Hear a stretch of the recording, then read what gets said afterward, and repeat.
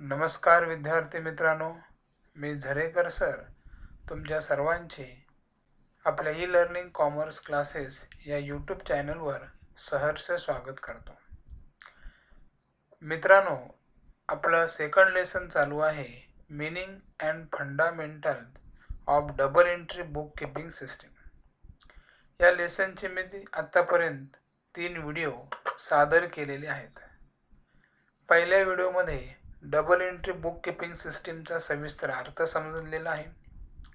दुसऱ्या व्हिडिओमध्ये ट्रॅडिशनल अप्रोचनुसार अकाउंटचं classification, personal account, real account, nominal account आणि त्यांचे प्रिन्सिपल याचा आपण अभ्यास केलेला आहे. तिसऱ्या व्हिडिओमध्ये आपण या ठिकाणी डबल एंट्री बुक कीपिंग सिस्टीमनुसार प्रत्येक बिझनेस ट्रान्झॅक्शनमध्ये 2 ॲस्पेक्ट म्हणजेच 2 इफेक्ट सापडतात. त्या 2 ॲस्पेक्टमधून 2 अकाउंट शोधायचे आणि ते 2 अकाउंट कुठल्या नेचरचे आहेत, म्हणजेच ते पर्सनल आहेत, रिअल आहेत का नॉमिनल आहेत, हे तुम्हाला मी यातून शिकवण्याचा प्रयत्न केलेला आहे.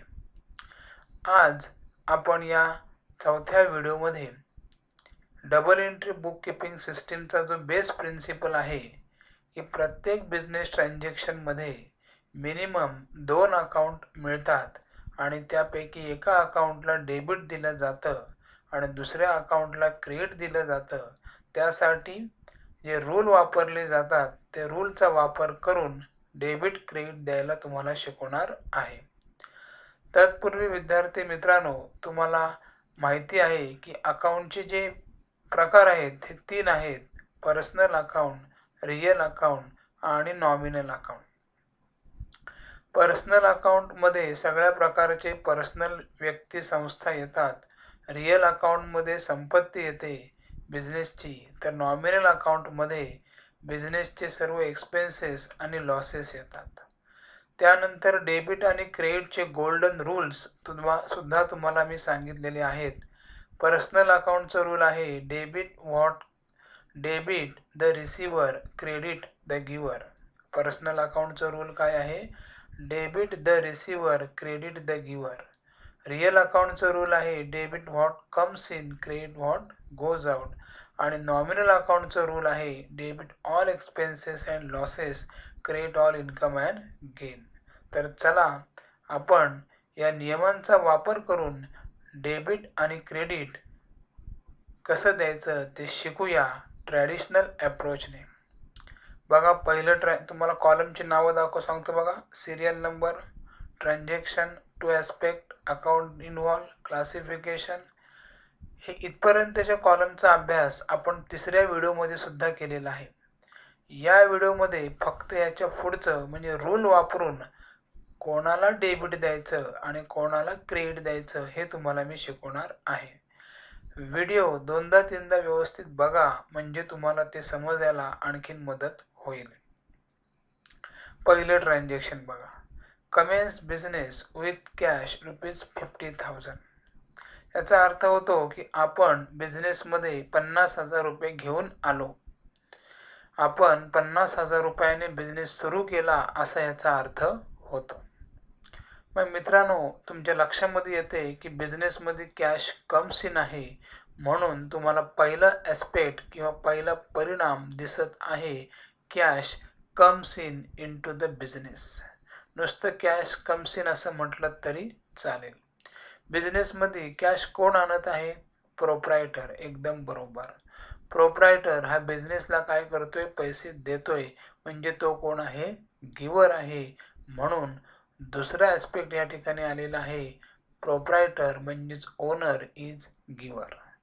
अशा प्रकारे ह्या पहिल्या ट्रान्झॅक्शनमध्ये 2 ॲस्पेक्ट, 2 परिणाम आपल्याला भेटलेले आहेत. कॅश कम्स इन आणि प्रोप्रायटर इज गिव्हर.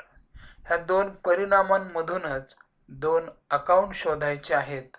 पहिल्या परिणामातून पहिला अकाउंट तुम्हाला दिसतोय कॅश अकाउंट आणि दुसऱ्या परिणामातून दुसरा अकाउंट दिसतोय कॅपिटल अकाउंट. बिझनेस सुरू करताना आपण जे स्वतःच्या मालकीचे इन्व्हेस्टमेंट करतो त्याला कॅपिटल असे म्हणतात. आपण म्हणजेच बिझनेसमन. क्लासिफिकेशन बघा, कॅश संपत्ती आहे त्यामुळे या ठिकाणी ती येणार आहे तुमची रिअल अकाउंट, तर कॅपिटल हा पर्सनल अकाउंट आहे म्हणून तो येणार आहे पर्सनल अकाउंट. विद्यार्थी मित्रांनो, कॅश संपत्ती आहे म्हणून रिअल अकाउंट आणि कॅपिटल हा पर्सनल अकाउंट आहे म्हणून तो पर्सनल अकाउंटच्या ग्रुपमध्ये येत आहे. म्हणजे जो बिझनेसमध्ये कॅपिटल आणतो तो पर्सनल आहे म्हणून कॅपिटल अकाउंट पर्सनल आहे असं मला म्हणायचं आहे. मग आता या ठिकाणी कॅश अकाउंटला डेबिट द्यायचं का कॅपिटल अकाउंटला डेबिट द्यायचं यासाठी आपल्याला रूल्स बघायचे आहेत. कॅश रिअल अकाउंट आहे, रिअल अकाउंटचं रूल काय आहे, debit what comes in and credit what goes out. Real अकाउंटचं प्रिन्सिपल आहे debit what comes in credit what goes out. मग विद्यार्थी मित्रांनो, या ठिकाणी या प्रिन्सिपलचा अर्थ असा की असेट बिझनेसमध्ये येत असेल तर डेबिट द्यायचं आणि जात असेल तर क्रेडिट द्यायचं. इथे कॅश नावाची असेट कम्स इन आहे त्यामुळे डेबिट व्हॉट कम्स इन हा रूल्स इथे लागला. बघा rule, debit what comes in. आणि डेबिटेड कॉलममध्ये कॅश अकाउंटचं नाव आलं. कॅपिटल हा पर्सनल अकाउंट आहे त्यामुळे त्याचं प्रिन्सिपल आहे debit the receiver credit the giver.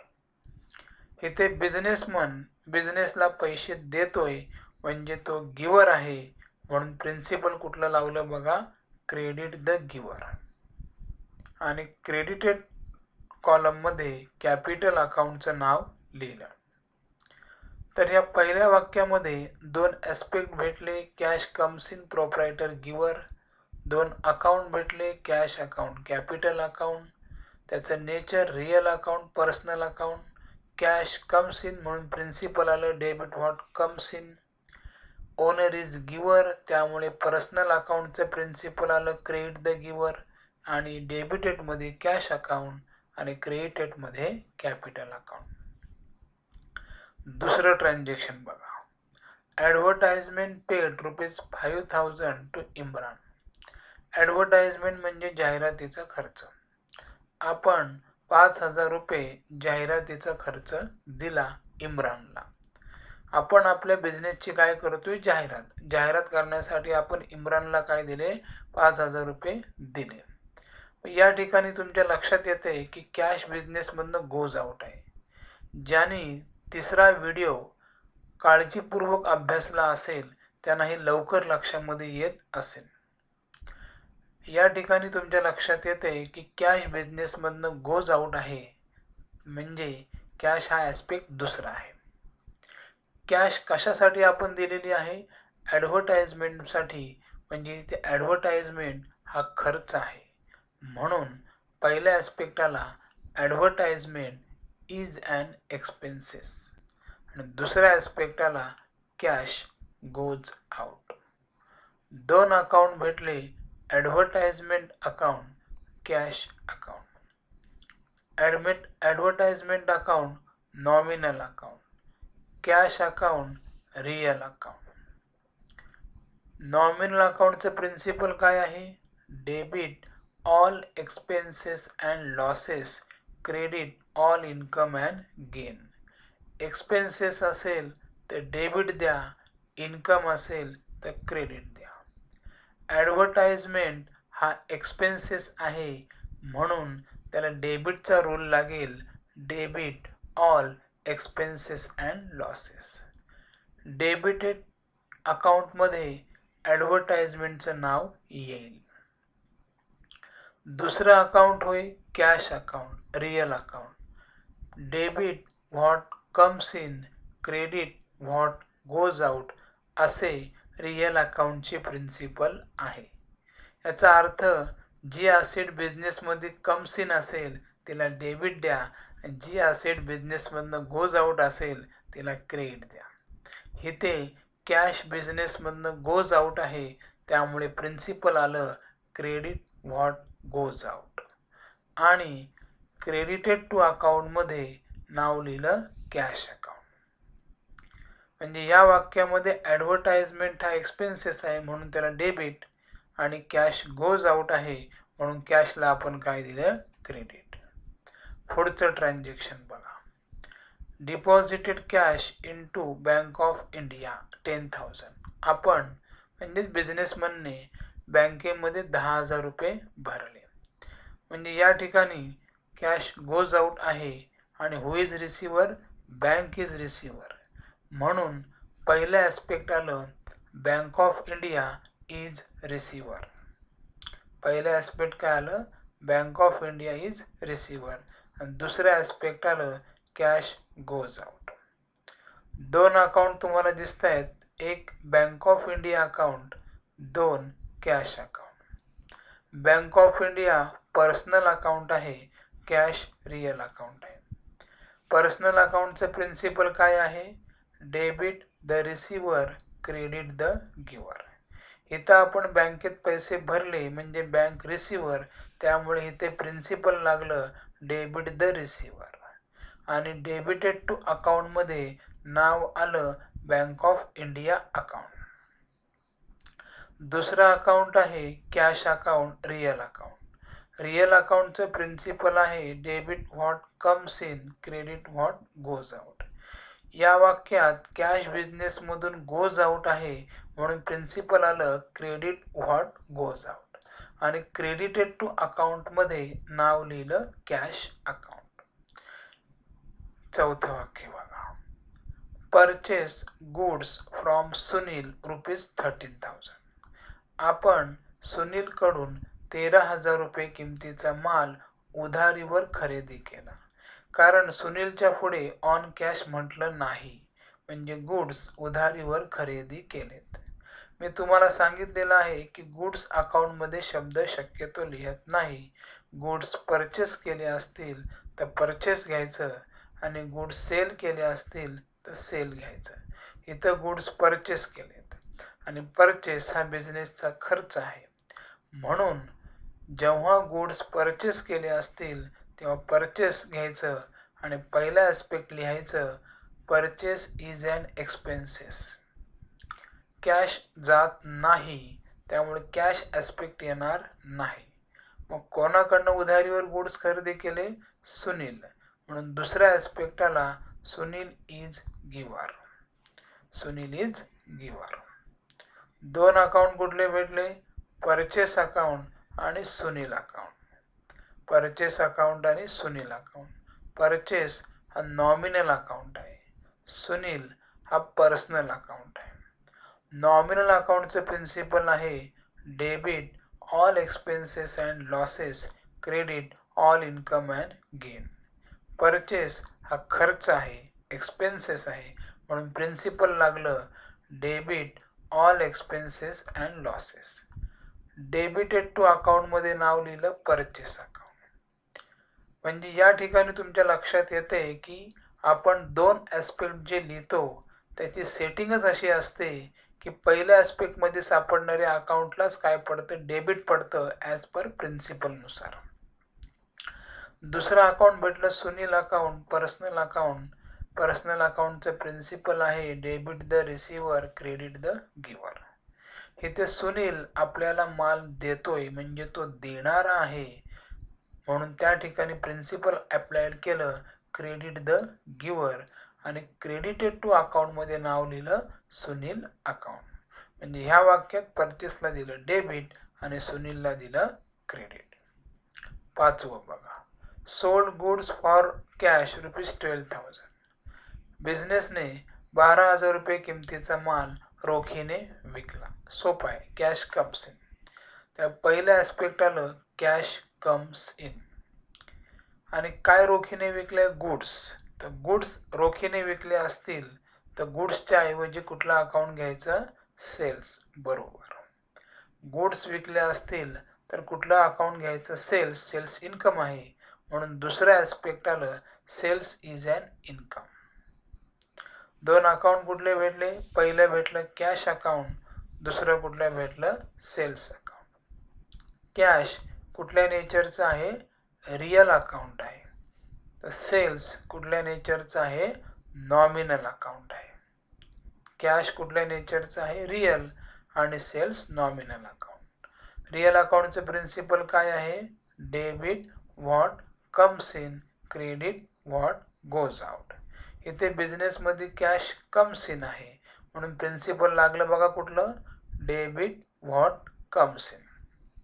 आणि डेबिटेड टू अकाउंटमध्ये कोणाचं नाव लिहिलं, कॅश अकाउंटचं. दुसरा अकाउंट आहे sales nominal account, debit all expenses and losses, credit all income and gain.